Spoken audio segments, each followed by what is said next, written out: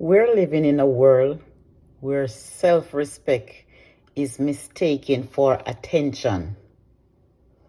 Wow. And class is confused with exposure. When a woman chooses to display her most sacred self for the world to see online, not in heart, not in healing, but in restless display. It's not empowerment, it's desperation wrapped in likes. And what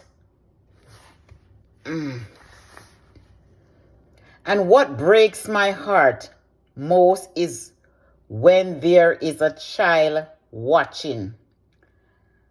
A little girl who may grow up thinking her worth is in the skin and not in wisdom.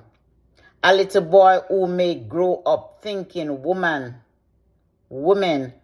are objects, not queens.